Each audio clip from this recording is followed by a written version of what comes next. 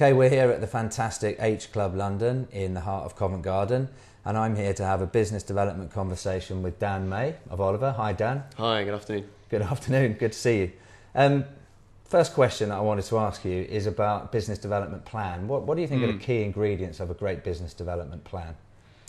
Yeah, I think there's a couple of key elements. Pipeline being, I think, the key part of any new business plan. Understanding your conversion rates between wins and losses, I think, is essential for understanding how much coverage you need throughout the 12 months, how many opportunities you need to develop. A nice mixture of small, faster closing opportunities and some bigger whales that you can really get your teeth into, I think is really critical. Then I also think there's elements of ensuring you're topping up your funnel, your pipeline with new opportunities, but also ensuring existing opportunities develop as well. I think a balance between that new and existing is key to keep moving opportunities forward. Brilliant, thanks. Now, there are a lot of brands that bring purpose into their statements. How important or good do you think it is that perhaps agencies weave purpose into their propositions? Yeah, I feel quite strongly about brand purpose being one of the largest distractions, the biggest distractions I think any marketer has in the industry. I think there's a real difference between brand purpose and brand positioning, which is where I think a lot of marketing can often fall foul. I think brand positioning is critical, and I think agency positioning is critical because of that competitive difference between different agencies, and you see it with WPP agencies merging to ensure that there is a sort of a viable offering across their board. I think brand purpose is, I see a lot of information. I don't really see any core stats that suggest that brand purpose is what marketing is for. I don't believe it drives the sales that it's sometimes suggested. I see Kantar stats that say sort of your brand score goes up 175% with Gen Zers if you have some sort of brand purpose.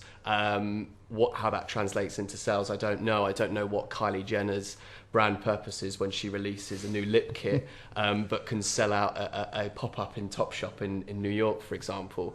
I think it's an area where marketers do get bogged down, and we are in the business of selling products, and I don't believe that brand purpose. I believe branding is key.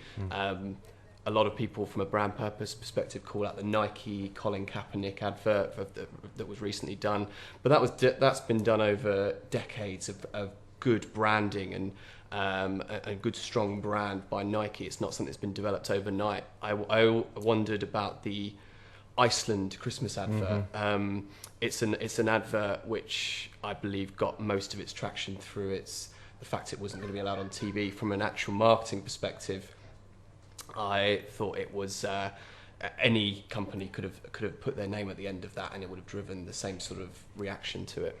Brilliant, thanks. You've got a strong opinion about that topic. Thanks. Yeah, absolutely. Let's talk about the elevator pitch. Business developers talk about that elevator pitch a great deal. Yeah. What are your thoughts on a really good one and how you sort of put that pitch together? Yeah, I think integrity. I think we're always taught from the core business development principles of feature, advantage, benefit. I think in an elevator pitch, the feature is key.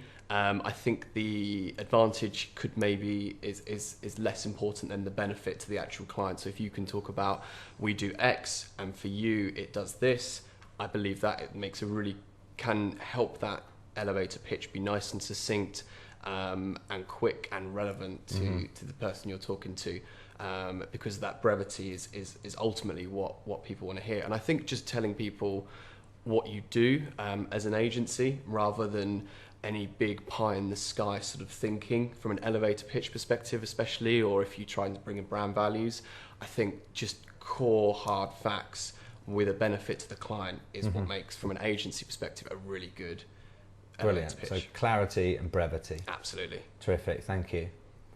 And what about, I'm sure you don't have to deal with it that often, but business developers have to handle their fair level of objections. How do you go about handling? I think you just have to understand that objection is part of the job. There is no business developer, doesn't matter how good they are, who has not had to deal with some level of objection. I'm a big baseball fan, and baseball is a sport of failure. MVPs this year in baseball, from a batting or hitting perspective, will only hit 30% of the balls they face when they go up to the plate. So every time they go to do their job, 2 out of 3 times they are failing, but they are still considered MVPs. And I think that mentality, you have to have that within business development, because it is the nature of the game, and it's what makes the highs so high. Brilliant. I mean, you've got a great attitude, and you've got a great summer coming up next year. In the baseball career, obviously. Exactly. Thank you. Listen, thanks so much. Thanks so much for making the time, for sharing those answers with us. No It's worries. terrific. Welcome. Appreciate it. Thank you for having me. No problem.